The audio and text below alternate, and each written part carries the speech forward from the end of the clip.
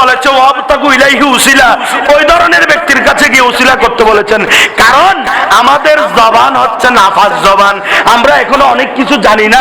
সূরা ফাতিহা ভালো করে পড়তে জানি না, সূরা ইখলাস শরীফ ভালো করে পড়তে জানি না। পড়ার জন্য, শিখার জন্য, জানার জন্য ওনার উসিলা ধরি, ওই আল্লাহর ওলির উসিলা ধরি। উসিলা ধরি যখন তালাশ করি আল্লাহকে, আল্লাহ বলে ওহু এই বান্দা আমাকে তো খুশি করে আমার বন্ধু বানিয়ে দিয়েছি। এমন একজন ওলি, এমন একজন বান্দার উসিলা আমার কাছে দোয়া চেয়েছে, আমি তো দোয়া কবুল না করে পারি না, আমি সাথে সাথে দোয়া কবুল করে ফেললাম। তোমরা মেজবান্ডারের উসিলা ধরে আমার কাছে সন্তান চেয়েছো। আরে আহমদুল্লাহ মেজবান্ডারি কিবলায়ে কাবা, উনি তো কাউকে সন্তান দিতে পারবে না। যখন আমরা ওনার উসিলা ধরে দোয়া করেছি, তখন সাথে সাথে আমার আল্লাহ মেজবান্ডারির উসিলাই আপনার ওয়াইফের গর্ভে, আপনার স্ত্রীর গর্ভে সন্তান দিয়ে দিয়েছেন। জোরে বলেন না সুবহানাল্লাহ। আমার নবী তাড়াইতে পারেন কিনা? আমার নবী বাঁচাতে পারেন কিনা? কাল কিয়ামতের ময়দানে আমার নবী আমাকে, আপনাকে, আমাদের সকলকে বাঁচাবে কিনা? আমাদের সুন্নিদেরকে বাঁচাবে, ঠিক কিনা? জোরে বলেন। তারানে ওয়ালা নবী, বাঁচানে ওয়ালা, তারানে ওয়ালা নবী, তুমি বাদশার বাদশাহ কামলিওয়ালা, তুমি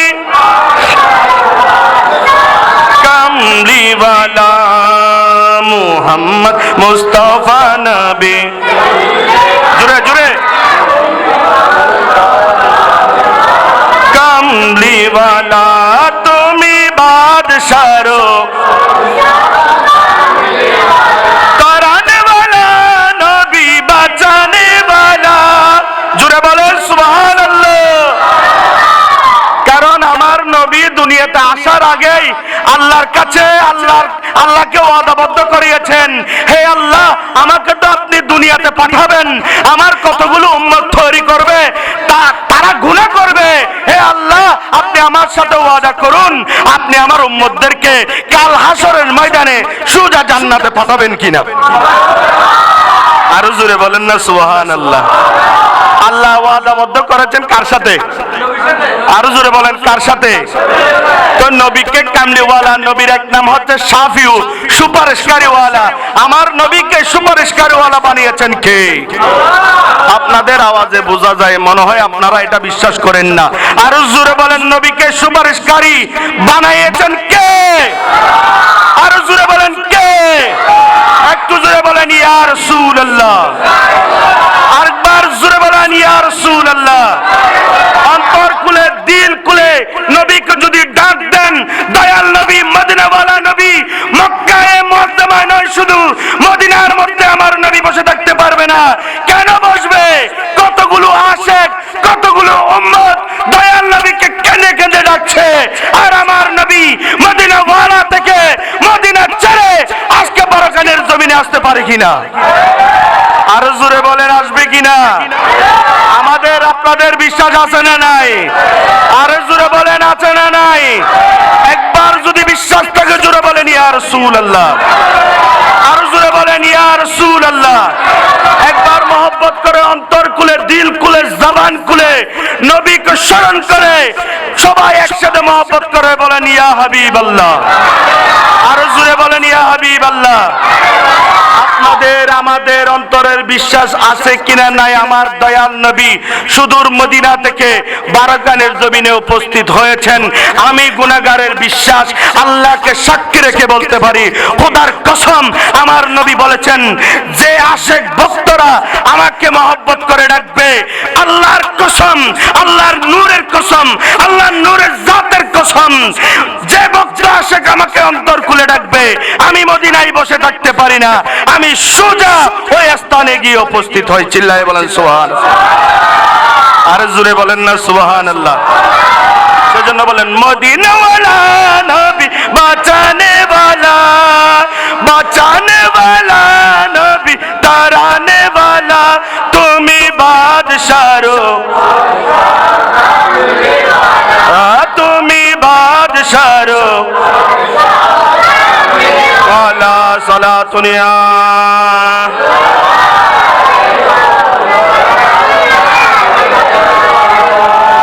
আপনাদের আপনাদের কি কষ্ট হচ্ছে?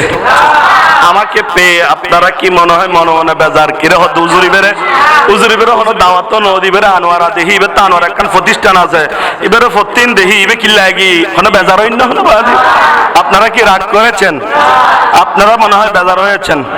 মুরব্বী আপনি মনে হয় বেজার হয়েছেন। কিরে বাবা বেজার হয়েছেন মনে হয়? এখন মুরব্বী হইলেও সমস্যা বাদি কি গো ডাইরেক্ট বাড়ি বাদি। আলহামদুলিল্লাহ সভাপতি সাহেব বলতেছেন খুশি। আমি আবার আমার এই পোপা জনাব ওই হাবিবের বাবা আর কি উনি আমার পোপা শ্বশুর উনি আমার পোপা শ্বশুর উনিও আমাকে দেখে খুশি হয়েছেন মানে কল্পনার বাইরে আমি যা আসবো জি উনি ছিল আমাকে আলহামদুলিল্লাহ আমি আপনাদেরকে পেয়ে আমি অনেক খুশি হয়েছি। আল্লাহ পাক রব্বুল আলামিন 2-10 মিনিট যা করে আলোচনা আপনাদেরকে শোনার তৌফিক দান করুক, আমাকে বলার তৌফিক দান করুক। আপনারা যদি আমাকে পেয়ে যদি খুশি হয়ে থাকেন আমাকে খুশি করার জন্য নয়, দয়াল নবীকে খুশি করার জন্য, আমার আল্লাহকে খুশি করার জন্য, মসজিদ আল্লাহর ঘর আল্লাহকে খুশি করার জন্য উচ্চ আওয়াজে বলেন মারহাবা। আপনাদের আওয়াজের মারহাবা সুবহানাল্লাহ এগুলো আমার কেমন জানি লাগতেছে, আপনারা ফোতা ফোতা করে বলতেছেন। এটা এখানে আছে আপনারা কেন জানি আমার কথা কি বোঝা যাচ্ছে না? একটু একটু আল্লাহকে খুশি করার জন্য, আল্লাহকে খুশি করা মানে আল্লাহ বলতেছে আমার টপিক ছিল আজকে এটাই বিসমিল্লাহির রহমানির রহিম কুল ইন কুনতুম তুহিব্বুনাল্লাহ ফাত্তাবিউনি ইউহিব্বুকুমুল্লাহ। আল্লাহ বলতেছেন ওই আমার বান্দারা, হে আমার রাসূল আপনি তাদেরকে বলে দিন, আমার বান্দাদেরকে বলে দিন তারা যদি আমাকে পাইতে চায় তারা বেশি বেশি আমার নবীকে ভালোবাসে। আজকে আমার আলোচনার টপিক হলো নবীর প্রতি ভালোবাসা। জোরে বলেন না সুবহানাল্লাহ। তো নবীকে কিরকম ভালোবাসবো? ভাইয়ের মতো? আরো জোরে বলেন ভাইয়ের মতো। জোরে আওয়াজ দিয়ে বলেন ভাইয়ের মতো, বাবার মতো, মায়ের মতো, স্ত্রীর মতো, সন্তানের মতো, মেয়ের মতো। আপনাদের আওয়াজে বোঝা যায় মনে হয় ঠিক। আরো জোরে বলেন কার মতো? নবীকে নবীর মতো ভালোবাসতে হবে, ঠিক কিনা? নবীকে যদি নবীর মতো ভালো না বাসেন তাহলে আল্লাহ যে আমাদেরকে শিক্ষা দিয়েছেন আল্লাহর কথা অমান্য করব, আর আল্লাহর কথা অমান্য করা মানে কি করা? গুনাহ করা। জোরে বলেন না ঠিক না? জোরে বলেন ঠিক কিনা? তাহলে আল্লাহ শিক্ষা দিয়েছেন নবীকে ভালোবাসার জন্য। তো নবীকে কিভাবে ভালোবাসতে হবে? নবীকে ভালোবাসতে হবে সিদ্দিক আকবর শিক্ষা দিয়েছেন। সিদ্দিক আকবর বলছেন ইয়া রাসূলুল্লাহ আমার যত কিছু আছে সমস্ত কিছু আমি আপনার জন্য কোরবানি করে দিলাম। আরো জোরে বলেন না সুবহানাল্লাহ। ইয়া রাসূলুল্লাহ সম্পদ দিয়ে কি করব? কাল যখন কিয়ামতের ময়দান হবে আমি আপনার প্রথম সাথী, আমি আপনার প্রথম সাহাবা। ইয়া রাসূলুল্লাহ কাল যদি আল্লাহ জিজ্ঞেস করে ও সিদ্দিক আকবর তোমাকে এমন একটা দয়াল নবী দিয়েছি, তোমাকে আমি প্রথম বন্ধু বানিয়েছি, তুমি আমার রাসূলের কি রকম ভালোবেসেছো আমার রাসূলকে, তখন তুমি কি জবাব দিবা? ঠিক কিনা? সিদ্দিক আকবর বলছেন আমি তখন কি জবাব দেব?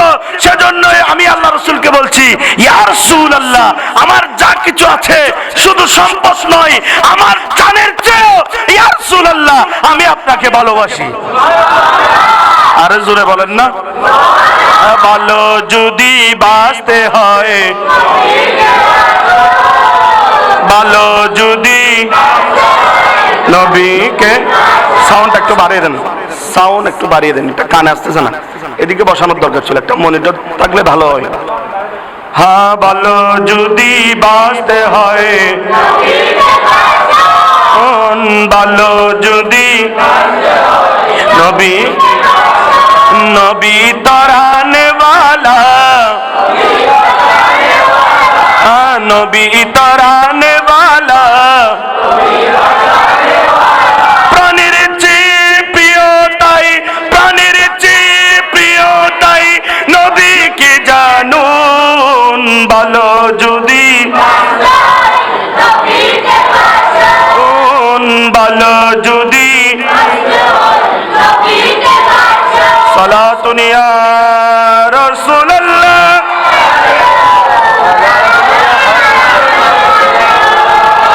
প্যারা হাজিরিন গভীর মনোযোগ দিয়ে শ্রবণ করবেন। আল্লাহর অনেক নবী এক নবীর মধ্যে একজন হলেন মূসা। নাম কি? আরো জোরে বলেন না, নাম কি? উপাধি কি? ওয়া মাশাআল্লাহ, মারহাবা। উপাধি কি? কলিমুল্লাহ। আল্লাহর এক একজন নবীর এক একজন দপ্তরের নবীর আল্লাহ এক একটা উপাধি দিয়েছেন। কারণ নামের উপাধি দিয়েছেন কলিমুল্লাহ, কারণ নামের উপাধি দিয়েছেন খলিলুল্লাহ, কারণ নামের উপাধি দিয়েছেন রূহুল্লাহ। জোরে বলেন না সুবহানাল্লাহ।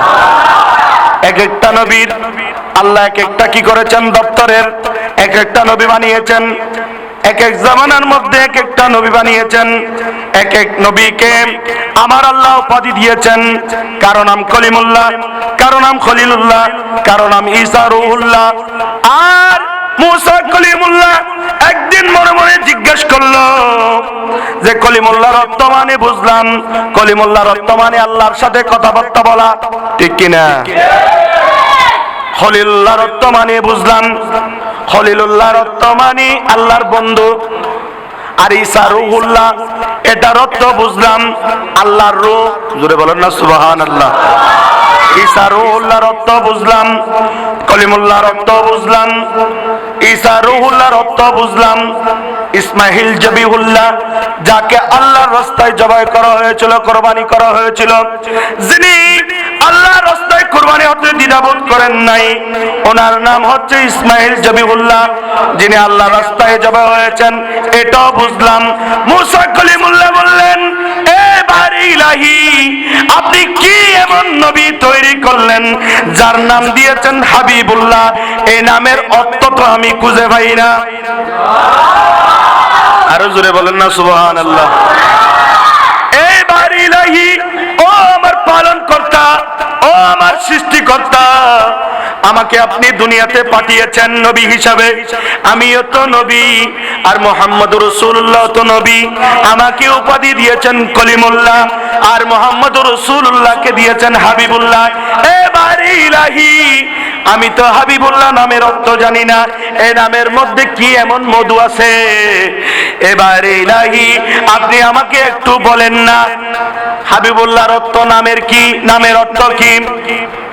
আমার আল্লাহ বললেন, ও মূসা, আমার তো আজকে সময় নাই, তুমি আজকে চলে যাও, তুমি কালকে আসবা। হাবিবুল্লাহ নামের অনেক বড় অর্থ, এটা তোমাকে আমি বলে শেষ করতে পারবো না। মূসা কলিমুল্লাহ চলে আসলেন। কি করলেন? চলে আসলেন। যখন চলে আসলেন, মূসা কলিমুল্লাহর চিন্তা ভাবনা শুধু হাবিবুল্লাহর অর্থ জানা। কি জানা? হাবিবুল্লাহর অর্থ জানা। চলে আসলেন, এরপরের দিন আবারও গেলেন। আমার আল্লাহ বললেন, ও মূসা কলিমুল্লাহ, তুমি আজকেও চলে যাও, আমার আজকেও সময় নেই। জোরে বলেন না সুবহানাল্লাহ। হাবিবুল্লাহর নামের কেমন মধু, কেমন অর্থ, কেমন ভালোবাসা আমার আল্লাহ বুঝাই দিচ্ছেন। মূসা কলিমুল্লাহকে সহজভাবে নয়, একদিন গেল, দুই দিন গেল, মূসা কলিমুল্লাহ পরের দিন উপস্থিত। আমার আল্লাহ জিবরিলকে ডেকে বললেন, ও জিবরাইল, তুমি একটু আমার কাছে আসো। মূসা কলিমুল্লাহ তো মনে হয় আর মানবে না। জোরে বলেন না সুবহানাল্লাহ। মূসা কলিমুল্লাহ উনি তো আর মানবে না। হাবিবুল্লাহ নামের অর্থ ওনার জানা চাই। জোরে বলেন না সুবহানাল্লাহ। হাবিবুল্লাহ নামের অর্থ ওনার জানা চাই। ও জিবরিল আমিন, আপনি একটু আসুন না, আপনার সাথে আমি একটু মিটিং করি, আপনার সাথে একটু আলোচনা করি। কারণ মূসা কলিমুল্লাহকে একদিন, দুই দিন, তিন দিন এভাবে তো বাড়াইয়ে দিলাম, এভাবে তো বলে বলে পাঠাইয়ে দিলাম। এখন যদি আমি না বলি, তাহলে মূসা কলিমুল্লাহ তো নাসুর বান্দা, উনি তো আমাকে ছাড়বে না। মূসা কলিমুল্লাহ যখন জিজ্ঞেস করবে তখন তো আমাকে বলতে হবে। জোরে বলুন না সুবহানাল্লাহ। গভীর মনোযোগ। মূসা কলিমুল্লাহ সরাসরি তুর পাহাড়ে চলে গেলেন। এবারে ইলাহি, মূসা কলিমুল্লাহ উপস্থিত হয়েছে। আপনার কথাবার্তা বলেন না ওয়ালা বন্ধু উপস্থিত হয়েছে। ও বারি ইলাহি, আপনি আমার একটু কন্যা নবীর নামের অর্থ কি, হাবিবুল্লাহর অর্থ কি, আমার একটু কন্যা, এ হাবিবুল্লাহর মধ্যে কি এমন একটা মধু আছে? আল্লাহ বললেন, ও মূসা, আমি জানি তুমি আমাকে ছাড়বা না, তুমি নাসুর বান্দা। ও মূসা, হাবিবুল্লাহ নামের তো অনেক বড় পাণ্ডুলিপি, যেটা বলে শেষ করা যাবে না। মুসা কলিমুল্লাহ হাবিবুল্লাহ নামের অর্থ জানার জন্য, হাবিবুল্লাহর অর্থ বিষয় বুঝার জন্য, হাবিবুল্লাহর প্রতি ভালোবাসা সৃষ্টি হওয়ার জন্য তোমাকে তো কতগুলো কাজ করতে হবে। মুসা কলিমুল্লাহ বললেন, এবারে ইলাহি, যত বড়ই কাজ হোক না কেন, সমুদ্র পরিমাণও যদি কাজ হয়, তাহলে আমি মুসা কলিমুল্লাহ করতে রাজি আছি।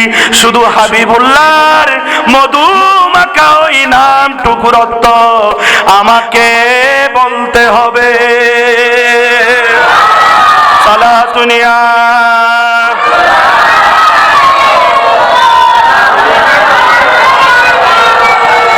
ওগো মদিনা মনোয়ারা হে, মদিনা মনোয়ারা হে, ওগো মদিনা, ওগো প্যারা হাজরিন, সময় কম, আলোচনা লম্বা, ঠিক নেবে ঠিক। এখন আমি যদি আপনাদেরকে সামান্য আলোচনা মধুটা রেখে যদি ছেড়ে দিই, আপনাদের কষ্ট লাগবে, ঠিক নেবে ঠিক। অন্য কেউ যদি আপনাদের জিজ্ঞেস করে উত্তর দিতে একটু কষ্ট হয়ে যাবে, ঠিক নেবে ঠিক। প্যারা হাজরিন, মুসা কলিমুল্লাহ চলে আসলেন কোথায়? তোর পাহাড়ে। আল্লাহ বললেন, ও মুসা, হাবিবুল্লাহ নামের অর্থ জানার জন্য তোমাকে কতগুলো কাজ করতে হবে। মুসা জবাব দিলেন, ইয়াবারে ইলাহি, সমুদ্র পরিমাণও যদি কাজ হয় মুসা করতে রাজি। তারপর ওই মধু মাখা নামের অর্থ জানা চায়। জোরে বলেন না সুবহানাল্লাহ, একটু মহব্বতে বলেন না সুবহানাল্লাহ।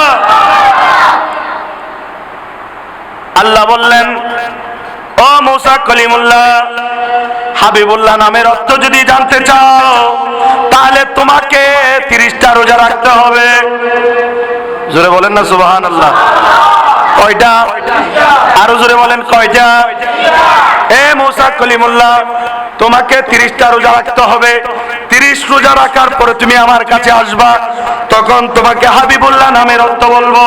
জোরে বলেন না সুবহানাল্লাহ। মুসা কলিমুল্লাহ দেরি করলেন না, চলে আসলেন। একদিন, 2 দিন, 3 দিন, 4 দিন, 5 দিন, 10টা, 9টা, 12টা, 16টা, 20টা রাখতে রাখতে যখন 29টা রেখে ফেললেন, আমার আল্লাহ জিব্রাইলকে ডাক দিয়ে বললেন, ও জিব্রাইল, তুমি একটু আমার কাছে আসো। মুসা কলিমুল্লাহ তো রোজা রাখতে রাখতে 29টা রেখে ফেলেছে, 30টার সেহরি খাওয়ার জন্য উঠেছে। ও জিবরিল আমিন, তুমি একটু তাড়াতাড়ি মুসা কলিমুল্লাহর কাছে যাও। এই ঘটনা, জিবরিল আমিন দেরি করলেন না, সরাসরি চলে আসলেন। সেহরির টাইমে এসেই সালাম দিতে লাগলেন, আসসালামু আলাইকুম ইয়া মুসা কলিমুল্লাহ, ও মুসা কলিমুল্লাহ, আমি জিবরিল আমিন। জোরে বলেন না সুবহানাল্লাহ। ও মুসা কলিমুল্লাহ, আমি জিবরিল আমিন। মুসা কলিমুল্লাহ অবাক হয়ে গেলেন, বলে, জিবরিল আমিন, এই জিবরিল আমিন, এত রাত্রে সেহরির টাইমে আপনি কি জন্য? বলে, আল্লাহ পাঠিয়েছেন। জোরে বলেন না সুবহানাল্লাহ। বলে, কে পাঠিয়েছে? আরো জোরে বলেন, কে পাঠিয়েছে? বলে, আল্লাহ যখন হুকুম করে আমি বসে থাকতে পারি না, আল্লাহ পাঠিয়েছেন, সেজন্য আমি আপনার কাছে এসেছি। বলে, ঘটনা কি? ঘটনা কি? বলে, ও মুসা, আল্লাহ নবী মুসা, আল্লাহ আপনাকে রোজা রাখতে বলেছেন কয়টা? বলে, 30টা। জোরে বলেন, কয়টা? কয়টা রেখেছেন? কয়টা? 29টা রেখেছেন। কয়টা? 29টা রেখেছেন। রেখেছেন কয়টা? 29টা। বাকি আছে কয়টা? আরো জোরে বলেন না, কয়টা? আমার বাবারা, আপনাদের কি কষ্ট হচ্ছে? আপনাদের একটা আওয়াজ খুলে বলেন, আপনাদের কি কষ্ট হচ্ছে? প্যারা হাজরিন, আমি শুরুতেই বলেছি, যখন এরকম মাহফিলে, এই জায়গায় নয়, শুধু বিভিন্ন জায়গায় যখন যাবেন, হুজুরদের আলোচনা যখন শুনবেন, যখন আমার নবীকে খুশি করার জন্য উচ্চ আওয়াজে বুলন্দ আওয়াজ করে যখন নাচ পড়বেন, বুলন্দ আওয়াজ করে যখন কথা বলবেন, আল্লাহর কসম, আল্লাহর নূরের কসম করে বলতে পারি, কাল কিয়ামতের ময়দানে আল্লাহ রাসূল আপনার জন্য সুপারিশকারী হয়ে যাবে। চিল্লায়ে বলেন সুবহানাল্লাহ। আরো জোরে বলেন সুবহানাল্লাহ। আমার নবী আমাদেরকে জান্নাত দিতে পারে কিনা? আরো জোরে বলেন, পারে কিনা? এই বিশ্বাস সুন্নিদের আছে কিনা? আরো জোরে বলেন, আছে কিনা? হাজিরিন, রোজা বাকি আছে কয়টা? একটু জোরে বলেন না, রোজা বাকি আছে কয়টা? বলে জিবরিল আমিন তুমি কি জন্য এসেছো? বলে মুসা কলিমুল্লাহ আল্লাহ পাঠিয়েছেন সেজন্য আমি এসেছি। বলে আল্লাহ কি জন্য পাঠিয়েছেন? আমি তো রোজা রেখেছি, 29টা রেখে ফেলেছি, আর একটা রোজা বাকি, এই রোজা রেখে তো আমি আল্লাহর কাছে যাব। বলে মুসা কলিমুল্লাহ ও মুসা তুমি তো একটা ঘটনা ফেস খাওয়াই দিছো। জোরে বলেন না সুবহানাল্লাহ, একটু জোরে বলেন না সুবহানাল্লাহ। বলে মুসা কলিমুল্লাহ তুমি তো একটা ঘটনা ফেস খাওয়াই দিছো, মাসালা নবুজলি জল্লেরি, ঠিক না? আরো জোরে বলেন না, ঠিক না? ইয়ারা ভোট কে নবুজির হদি মাজার জিয়ারত করার নাম জায়েজ নাই, হয় না? নয়, জোরে বলেন না, ঠিক না? হয়তো মাজারত জালে শিরিক, ঠিক না? আরে ভাই মাজারে যাওয়া শিরিক নয়, মাজার জিয়ারত করা সুন্নতে মুস্তাফা, ঠিক না বেঠে? যেখানে হক অলির মাজার পাবেন, অলির মধ্যে অনসুরের বড় নেই, দপ্তর বাগ আছে, ঠিক না বেঠিক? অলি মানে আল্লাহর বন্ধু হওয়া, সভাপতি সাহেব আল্লাহর ওলিয়ত পারে না পারে? মাহফিলের মধ্যে যারা আপনারা উপস্থিত হয়েছেন, শ্রোতারা, মুরব্বীরা, দাড়ি পাতলাওয়ালা বাবারা, ছোট ছোট মাসুম বাচ্চারা, যুবক ভাইয়েরা, আল্লাহর ওলি বানানোর ক্ষমতা কার? একটু জোরে বলেন না কার? আপনাদেরকে আমার আল্লাহ চাইলে আল্লাহর ওলি বানাতে পারেন কিনা? আমাকে, আপনাকে, সভাপতি সাহেবকে, প্রধান বক্তাকে, এতক্ষণ পর্যন্ত যিনি আলোচনা করেছেন ওনাকে, আপনারা যারা আছেন দাড়ি পাতলাওয়ালা যুবক ভাইয়েরা, ছোট ছোট মাসুম বাচ্চারা, আপনাদেরকে আল্লাহর ওলি বানানোর ক্ষমতা আছে না নাই? এই ক্ষমতা কার? আরো জোরে বলেন, এই ক্ষমতা কার? কারণ আল্লাহর ওলির দরজা এখনো বন্ধ হয় নাই, ঠিক না বেঠে? আরো জোরে বলেন, ঠিক না বেঠে? তবে যেখানে বন্ধ ওখানে যাবেন না, ঠিক না বেঠে? যেখানে বন্ধ ওখানে যাবেন না। আল্লাহর ওলির দরবারে যাবেন, মাইজ ভান্ডারে যাবেন, শাহ মোহসেন আলীর দরবারে যাবেন, কানুসার দরবারে যাবেন, যতগুলো হক অলি, এখানেও বারাকাইন রাস্তার মাথার মধ্যে দুইজন আল্লাহর ওলি আছেন, ওখানে যাবেন। যেগুলো হক অলি, অলিদের দরবারে যাবেন, কারণ আল্লাহ বলছেন ইয়া আইয়ুহাল্লাযিনা আমানু ওয়াবতাগু ইলাইহি উসিলা। জোরে বলেন না সুবহানাল্লাহ। হে ঈমানদারগণ, তোমরা উসিলা তালাশ করো, কিন্তু ছাওয়ার বিষয়টা ভিন্ন। অনেককে মনে করেন হযরত মনসুর আল্লাহ, ইতিহাস টানতে গেলে কিন্তু অনেক লম্বা হয়ে যায়। উনি আল্লাহর প্রেমে এমন মজনু হয়ে গিয়েছিলেন যে ওনার পুরা বডি আল্লাহ নিজেকে নিজে বলতেছে আমি খোদা, আমি আল্লাহ। জোরে বলেন সুবহানাল্লাহ, আরো জোরে বলেন না সুবহানাল্লাহ। কেন? উনি আল্লাহর জিকির করতে করতে করতে করতে আল্লাহর প্রেমে এমন দিয়ানা হয়ে গিয়েছিলেন, এমন মস্তানা হয়ে গিয়েছিলেন যে ওনার প্রতিটি অঙ্গ শুধু আল্লাহ আল্লাহ আল্লাহ আল্লাহ জিকির করতে থাকতো। এক সময় উনি গিয়ে বলতেছেন আমি আল্লাহ। জোরে বলেন সুবহানাল্লাহ। ওনাকে এখন সিদ্ধান্ত করা হলো উনি শিরিকি করতেছেন, উনি শিরিক করতেছেন, আল্লাহ দাবি করতেছেন। ওনার বক্তারা সিদ্ধান্ত নিলেন ওনাকে কি করতে হবে, ফুরে ফেলতে হবে। উনি বলতেছেন আনাল হক। হযরত মনসুর আল্লাহ বলছেন আনাল হক, আমি হকের মধ্যে আছি, তোমরা আমাকে ফুরে ফেলবা, ঠিক আছে।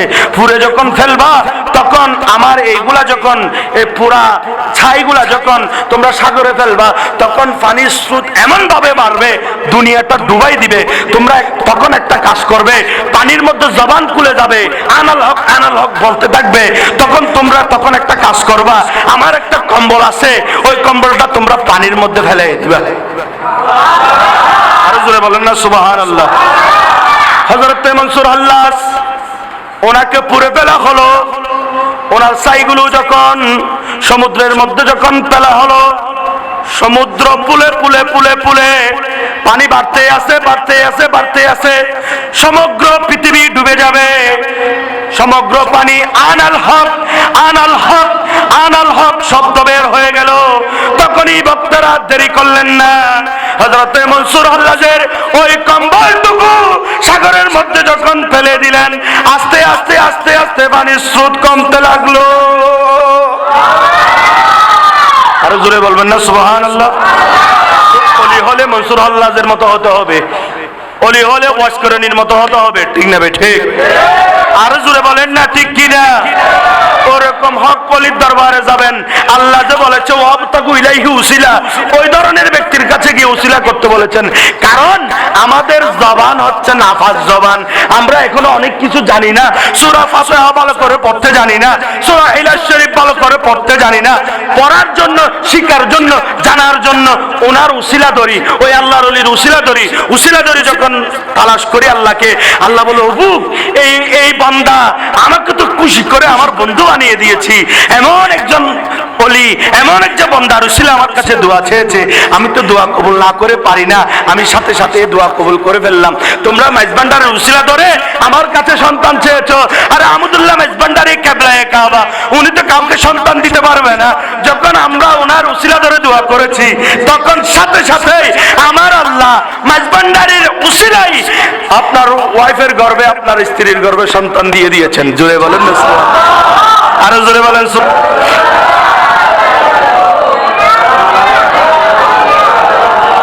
প্যারা হাজরিন, ট্রফিক কিন্তু অন্যদিকে চলে যাচ্ছে, বিষয় অন্যদিকে চলে যাচ্ছি।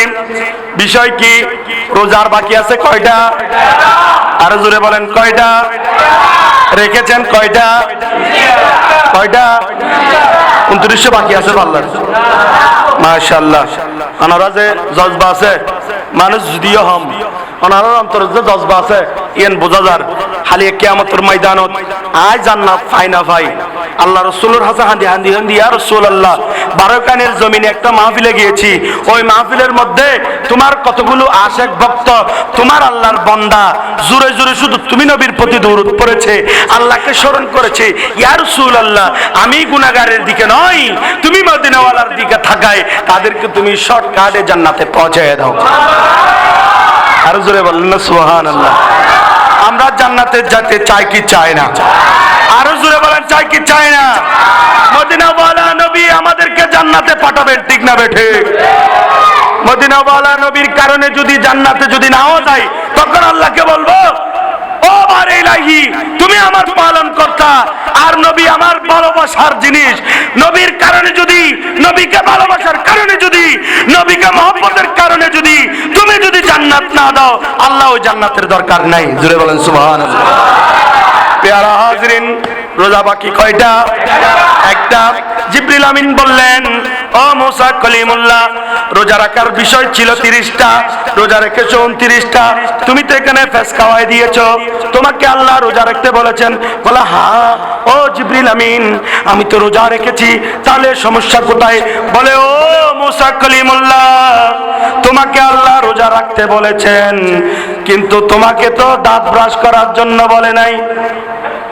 জোরে বলেন না, আরো জোরে। বিশেষ খাওয়াই দিই না, বিশেষ কি পেস খাওয়াই দিয়েছে?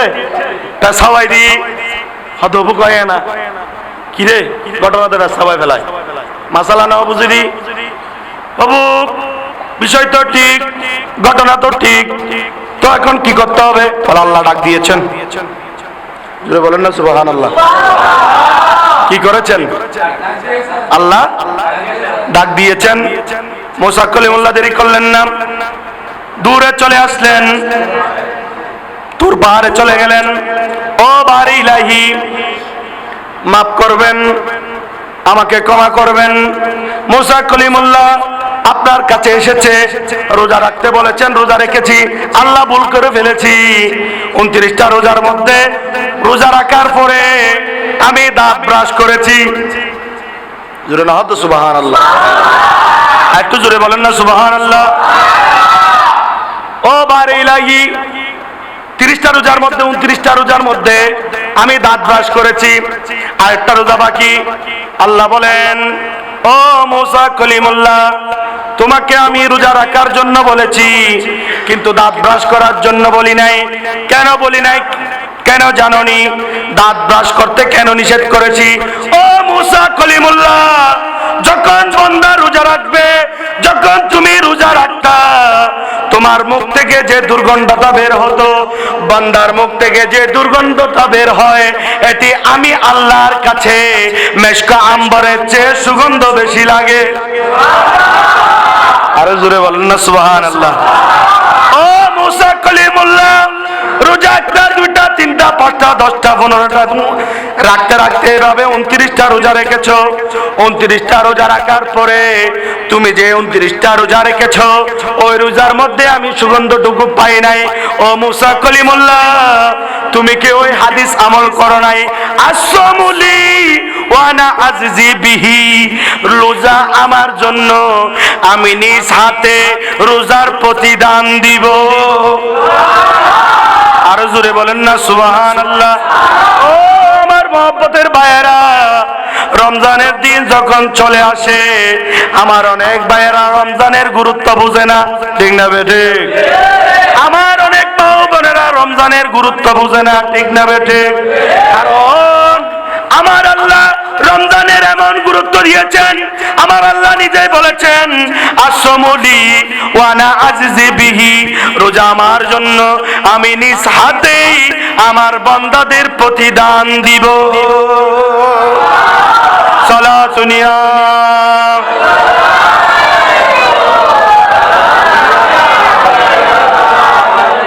গভীর মনোযোগ, প্রধান বক্তা আসবে, আমি মাইক ছেড়ে দিব। গভীর মনোযোগ। মুসা কলিমুল্লাহ গেলেন, বললেন এই না, আচ্ছা এই কোন মুসা কলিমুল্লাহ গেলেন,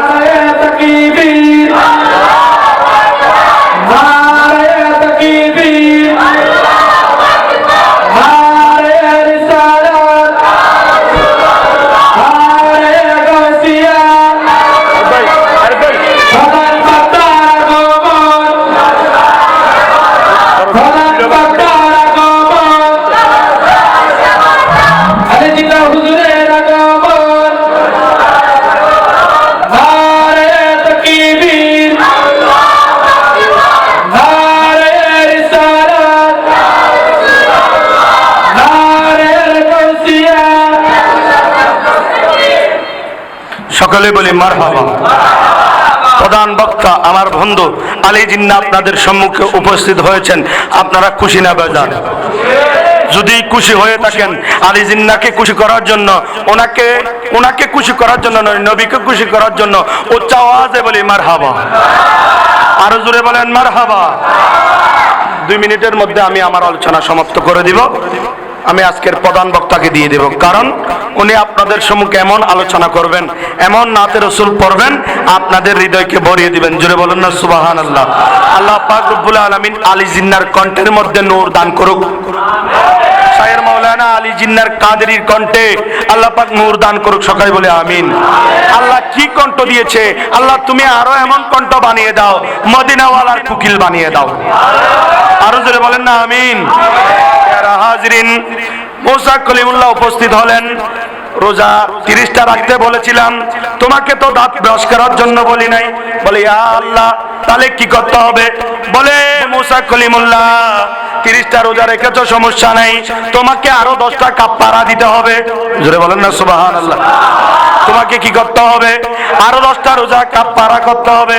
মুসা কলিমুল্লাহ চলে আসলেন, ঘটনা সংক্ষিপ্ত, চলে আসলেন, রোজা রাখলেন। হ্যাঁ, আমার আল্লাহ বলে দিলেন, ও মুসা কলিমুল্লাহ, এই 10টা রোজা রাখার পরে তুমি একটা কাজ করবা, বাঁচা বাঁচা আলেম মুরব্বী নিয়ে 70 জন ব্যক্তি নিয়ে তুমি তোর পাহাড়ে উঠবা। জোরে বলেন না সুবহানাল্লাহ। তুমি কোথায় উঠবা? তোর পাহাড়ে উঠবা। রোজা যখন 10টা শেষ হয়ে গেল, তখন মুসা কলিমুল্লাহ সমাজ থেকে বেছে বেছে আলেম মুরব্বী দাড়ি পাগনাওয়ালা ব্যক্তি নিয়ে তোর পাহাড়ে উঠতেছেন। আমার আল্লাহ ডাক দিলেন, ও মুসা কলিমুল্লাহ, তুমি রুকো রুকো রুকো, তুমি দাঁড়াও, তুমি কোথায় উঠতেছ? বলে এবারে ইলাহি, আমি আল্লাহর সাথে সাক্ষাৎ করার জন্য উঠতেছি। মুসা কলিমুল্লাহকে আল্লাহ ডাক দিলেন, ও মুসা কলিমুল্লাহ, তুমি আল্লাহর সাথে কথা বলতে আসতেছো, তুমি জুতা খুলে আসো। জোরে বলেন না সুবহানাল্লাহ। মুসা কলিমুল্লাহ, তুমি হুঁশ হারালে হবে না, তুমি আল্লাহর সাথে কথা বলার জন্য আসতেছো, তুমি জুতা খুলে আসো, জুতা খুলে এসে আমার সাথে কথা বলতে আসো। মুসা কলিমুল্লাহ দেরি করলেন না, চলে আসলেন সরাসরি 70 জন আলেম নিয়ে। আমার আল্লাহ দেরি করলেন না, মুসা কলিমুল্লাহকে একটা কিতাব দিয়ে দিলেন, যে কিতাবের নাম হলো তাওরাত কিতাব। জোরে বলবেন না সুবহানাল্লাহ। বলে মুসা কলিমুল্লাহ, এরকম যদি হাবিবুল্লাহর অর্থ যদি তোমাকে বলতে চায়, একদিন নয়, 2 দিন নয়, কিয়ামত চলে যাবে, তারপরও হাবিবুল্লাহ নামের অর্থ শেষ হবে না, নবীর ভালোবাসার অর্থ শেষ হবে না, নবীর মাদুমাকা নামের অর্থ শেষ হবে না। মুসা কলিমুল্লাহ, নাও তোমাকে একটা কিতাব দিয়ে দিলাম, ওই কিতাবের মধ্যে দেখবা হাবিবুল্লাহ নামের কি অর্থ। আরো জোরে বলেন না সুবহানাল্লাহ। মুসা কলিমুল্লাহ দেরি করলেন না, ওই কিতাবখানা নিয়ে আসলেন। ওই কিতাবখানার মধ্যে দেখতেছেন শুধু আমার নবীর নাম, আমার নবীর নাম। আর মুসার যুগে একজন আলেম ছিলেন, যেটা মুসা কলিমুল্লাহর উম্মত, উনি আমার যখন তাওরাত কিতাব পড়তেছে, আমার নবীর নাম দেখে দেখে ওইখানে লাল বৃত্ত করে বরাত করে দিচ্ছে। ওইটা আমার আল্লাহ সহ্য করে নাই। আল্লাহ বলছে মুসা নবী, নবীর প্রেমে প্রেমান্বিত হয়ে আমার নবীর অর্থ জানার জন্য পাগল হয়েছে, হাবিবুল্লাহ নামের অর্থ জানার জন্য পাগল হয়েছে। আর তুমি মুসা নবীর উম্মত হইয়া তুমি তাওরাত কিতাবের মধ্যে হাত লাগিয়েছো, লাল বৃত্ত বরাত করে দিচ্ছ, তোমাকে আমি সাপ বানিয়ে দিলাম। চিল্লায়ে বলেন সুবহানাল্লাহ। কি বানিয়ে দিলেন? সাপ বানিয়ে দিলেন। কি কারণে? হাবিবুল্লাহ নামের অর্থের মধ্যে হাবিবুল্লাহর নাম যখন দেখলেন, মুহাম্মদ রাসূলুল্লাহর নাম যখন দেখলেন, লাল বৃত্ত করে বরাত করে দিলেন। ঘটনা সংক্ষেপ করে ফেলেছি। আল্লাহ কি করলেন? সাপ বানিয়ে দিলেন। সাপ বানানোর পরে উনি হাউমাউ করে কান্না শুরু করে দিলেন। বলে এবারে ইলাহি, আপনি আমাকে কেন সাপ বানিয়েছেন? বলে তোমাকে সাপ বানিয়েছি, এটা অনেক বড় নিয়ামত। বলো এটা অনেক বড়, জোরে বলেন না, এটা অনেক বড়। তোমাকে যে আমি শাস্তি হিসাবে মৃত্যুদণ্ড দিই নাই, এটা আল্লাহর কাছে কি করো? শুকরিয়া আদায় করো। আমি ওটার হাতে কি করো? শুকরিয়া আদায় করো। ও বারি ইলাহি, ভুল করে ফেলেছি। হাবিবুল্লাহ এটা কি জিনিস আমি জানি না। ও বারি ইলাহি, ভুল করেছি, আমাকে আপনি ক্ষমা করে দেন, আমাকে ক্ষমা করে দেন, বারি ইলাহি আমাকে ক্ষমা করে দেন। আল্লাহ বললেন আমি তোমাকে ক্ষমা করতে পারবো না। দোষ করেছো তুমি, যার নাম দেখে তুমি লাল বৃত্ত দিয়েছো, ওই মদিনাওয়ালা নবী যদি তোমাকে ক্ষমা না করে, তাহলে তোমাকে আমি কি করতে পারবো না? ক্ষমা করতে পারবো না। তখন সব আওয়াজ খুলে গেল। সব বলতেছেন এবার ইলাহি, মদিনাওয়ালা নবী কখন আসবে? আপনি আমাকে হায়াত বাড়িয়ে দেন। বলে তোমার হায়াত দিলাম 1000 বছর। কয় বছর? আরো জোরে বলেন না, কয় বছর? 1000 বছর। বলে ও বারি ইলাহি, হায়াত পেয়েছি আলহামদুলিল্লাহ। এখন মানুষেরা যখন আমাকে দেখবে, আমি যখন চলাফেরা করব, খানা খাওয়ার জন্য যখন বের হব, তখন লোকেরা যখন আমাকে দেখবে, লোকালয়ে যখন আমি বের হব, লোকেরা যখন আমাকে দেখবে, তখন তো আমাকে মেরে ফেলবে। এখন আমি কি করব? আমাকে একটা স্থান দেন। আমার আল্লাহ বললেন তোমাকে স্থান দিয়ে দিলাম গারে সূরার মধ্যে। তুমি গারে সূরার মধ্যে 1000 বছর তুমি জীবিত থাকবা। আরো জোরে বলেন না সুবহানাল্লাহ। ঘটনা সংক্ষেপ, সিদ্দিক আকবরকে নিয়ে যখন দয়াল নবী গারে সূরার মধ্যে গেলেন, সমস্ত পৃথিবীর জায়গায় আমার রাসূল কামলিওয়ালা নবী আগে গিয়েছেন। সিদ্দিক আকবর বলছেন ইয়া রাসূলুল্লাহ, গারে সূরার মধ্যে এই গর্তের মধ্যে সিদ্দিক আকবর আগে যাবে। আমার রাসূল বললেন কেন সিদ্দিক আকবর তুমি কেন যাবা? ইয়া রাসূলুল্লাহ, বিয়াদবি মাফ করবেন, গুহার মধ্যে যদি, সূরার মধ্যে যদি সাপ থাকে, বিষাক্ত কিছু যদি থাকে, যদি দংশন করে, যদি সিদ্দিক আকবরকে যদি দংশন করে, ইয়া রাসূলুল্লাহ আপনার তুতু মুবারকের উসিলায়, আপনার তুতু মুবারকের দ্বারায় ওই বিষ পানি হয়ে যাবে। আর আপনাকে যদি সর্পে যদি দর্শন করে, সাপে যদি কামড়ায়, আমি সিদ্দিক আকবর তখন কি করব? বলে পৃথিবীর সমস্ত জায়গায় ইয়া রাসূলুল্লাহ, পৃথিবীর সমস্ত জায়গায় আপনি গিয়েছেন, গারে সূরার মধ্যে প্রথমে সিদ্দিক আকবর যাবে। আরো জোরে বলবেন না সুবহানাল্লাহ। সিদ্দিক আকবর পাথর সরালেন, সরানোর সাথে সাথেই দেখলেন একটা সর্প। একটা কি? ওই আফিবে, ওই সাপ যাকে আল্লাহ 1000 বছর হায়াত দিয়েছেন, সাপের মুখে জবান খুলে দিল। আপনারা সবাই বলেন আসসালাতু ওয়াসসালামু আলাইকা সাইয়্যিদি ইয়া রাসূলুল্লাহ, আসসালাতু ওয়াসসালামু আলাইকা সাইয়্যিদি ইয়া হাবিবাল্লাহ। সাফের জবান খুলে গেল। তখন সিদ্দিক আকবর অবাক হয়ে গেলেন। আল্লাহ রাসূল বললেন, কিরে সর্প, তোমাকে জবান দিয়েছে কে? বলে, ইয়া রাসূলুল্লাহ, আমাকে জবান দিয়েছেন আল্লাহ। বলে, আমি মানুষ। আমি কি? জোরে আমি শেষ করে দিচ্ছি বিষয়টা আপনারা একটু বোঝানোর জন্য। শেষ করে আমি হুজুরকে দিয়ে দিচ্ছি, বেয়াদবি মাফ করবেন। শেষ করে বিষয়টা যদি আপনারা না বুঝেন, এখানে ফেস লাগাই দিবেন। একটু দরুদ শরীফ পড়েন। সালাতুনিয়া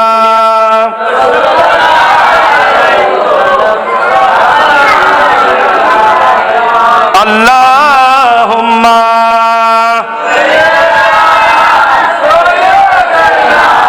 মাওলানা মুহাম্মদ ওয়া আলা আলি সাইয়্যিদিনা। প্যারা হাজরিন, 2 মিনিটের মধ্যে আলোচনা শেষ। কোথায় গেলেন? সর্পের জবান খুলে গেল। বলে, ইয়া রাসূলুল্লাহ, আমি মুসা কলিমুল্লাহর উম্মত, তো তুমি এখানে কেন? তোমাকে সর্প বানানো হয়েছে কি জন্য? বলে, ইয়া রাসূলুল্লাহ, মুসা কলিমুল্লাহকে একটা কিতাব দিয়েছিলেন, যে কিতাবের নাম হচ্ছে তাওরাত কিতাব।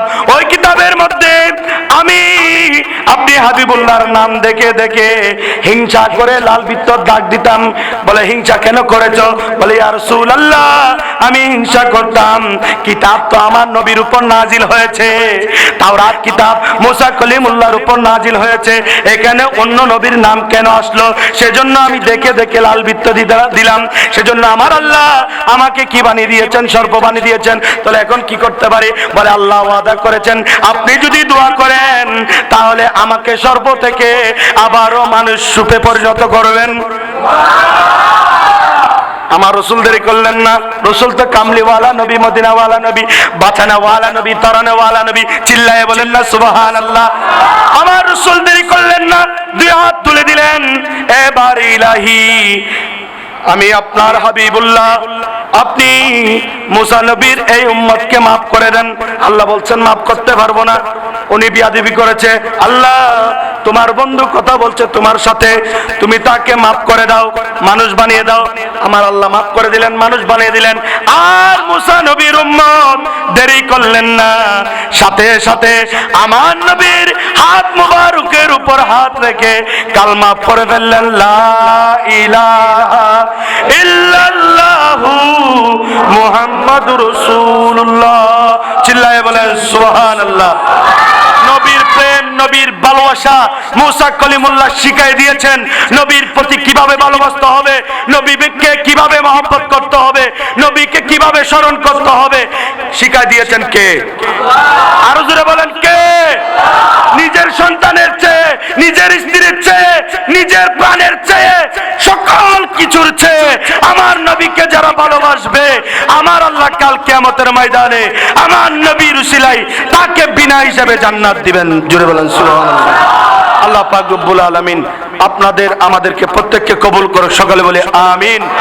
আমরা এখন ঐক্যবদ্ধ, আমরা সুন্নিরা সবাই এখন ঐক্য, ঠিক না বেঠিক? জোরে বলেন না ঠিক কিনা? এখন আমাদেরকে কেউ দামায়ে রাখতে পারবে না, ঠিক কিনা? কারণ আমরা 5 ছেলে, 1 মায়ের 5টা ছেলে, 5 জায়গায় গিয়েছিলাম, কিন্তু আমরা একই বাসায়, একই প্লেনে, একই ঘরে এখন আবারও আবদ্ধ হয়েছি। আমরা সুন্নিরা এখন ঐক্যবদ্ধ। সাদা কালা দেখার সময় আমাদেরকে নেই, কে শ্যাত কে কালো, কে সাদা, এই বিষয়ে বাবার সময় এখন নাই।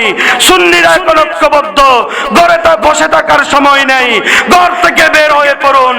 কারণ সুন্নিরা যদি ঐক্যবদ্ধ হয় তাহলে বাতিলরা পালাবার জায়গা খুঁজে পাবে না, ঠিক কিনা? আরো জোরে বলেন ঠিক কিনা? আপনারা দেখেছেন আনোয়ারার জমিনে আহলে সুন্নাত ওয়াল জামাত সমন্বয় কমিটি জমিয়ে দিয়েছে, ঠিক কিনা? দেখেছেন সুন্নিরা কি জিনিস। আমরা মতৈক্য হতে পারে আমাদের ভিতরে আমরা 5 ভাই 5 জায়গায় গিয়েছি, এখন আমরা 5 ভাই একসাথে হয়েছি, আমরা ঐক্য হয়েছি, ঐক্যবদ্ধ হয়েছি, আমাদেরকে কেউ দামায় রাখতে পারবে না, ঠিক কিনা? ইনশাআল্লাহ সবাই একসাথে কাজ করুন। যখন এই আকাবেররা ডাক দিবেন তখনই আপনারা একসাথে হবেন। কেউ ফেসবুকে লেখালেখি করবেন না, অমুক এরকম তমুক এরকম। কোন বিষয় যদি আপনার কষ্ট লাগে আকাবিরদেরকে ফোন করবেন, নাহলে আমাদেরকে ফোন করবেন, কল করবেন, আমরা বলে দিব বিষয়টা। সরাসরি ফেসবুকে লেখালেখি করবেন না। এই লেখালেখির কারণে আমরা যে ঐক্যবদ্ধ হয়েছি এটা আবারও বিনষ্ট হবে। আমরা বিনষ্ট চাই না, আমরা ঐক্যবদ্ধ চাই। পেয়ারা রাসূলের উসিলায় শেষ পর্যায়ে এসে আমরা আবার ঐক্যবদ্ধ হতে চাই। জোরে বলেন ইয়া রাসূলুল্লাহ, ইয়া হাবিবাল্লাহ। আল্লাহ পাক রব্বুল আলামিন এই ঐক্যকে আহলে সুন্নাত ওয়াল জামাত এলিয়াজু কমিটিকে কিয়ামত পর্যন্ত দায়েম আর কায়েম রাখুক। জোরে বলেন সুবহানাল্লাহ। আল্লাহ পাক আমাদের প্রত্যেককে কবুল করুক। কথার মধ্যে যদি ভুল টুটি হয় আমাকে ক্ষমার দৃষ্টিতে দেখবেন। সময় আমি বেশি নিয়ে ফেলেছি। আসসালামু আলাইকুম ওয়া রাহমাতুল্লাহি তাআলা ওয়া বারাকাতুহু।